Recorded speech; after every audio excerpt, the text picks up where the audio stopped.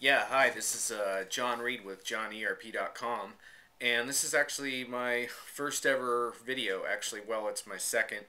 My first was really just a test of the system, but I got a new flip minicam, and by popular suggestion of some of my friends, they said, we're doing these successful videos, you should be doing them too.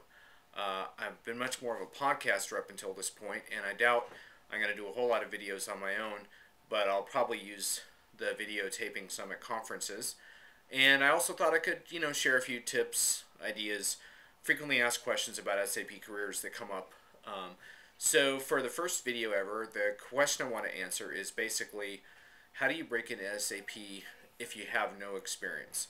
And this is a question that I get asked a lot, and unfortunately the cookie cutter answer that you should just go get SAP certification, well, that answer doesn't always work. Unfortunately, SAP certification is expensive.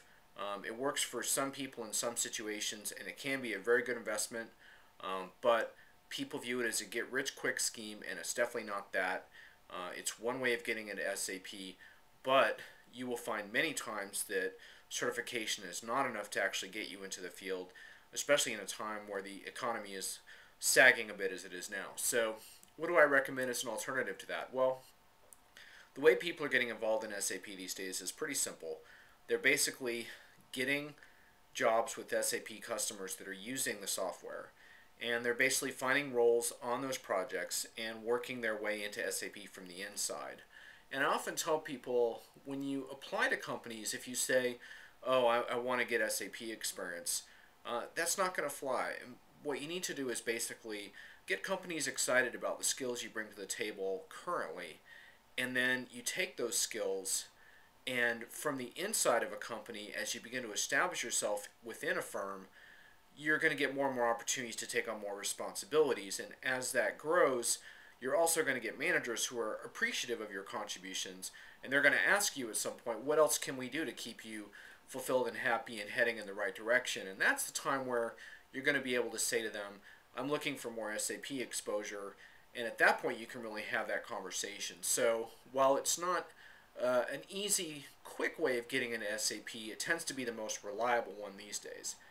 Sometimes you can still break into SAP as a consultant by getting hired for a salaried consulting position, but the problem is there's fewer and fewer junior consultants that are allowed on projects these days. Companies want more sophisticated consultants when they're paying, a premium hourly rate. I do see some exceptions to that. Sometimes college graduates get real good opportunities breaking into SAP. Other times, what you'll see is consultants will cross-train someone who has other related skills, like perhaps an e-commerce consultant or a business intelligence consultant, and get them some SAP exposure, but they have to have senior skills in other areas.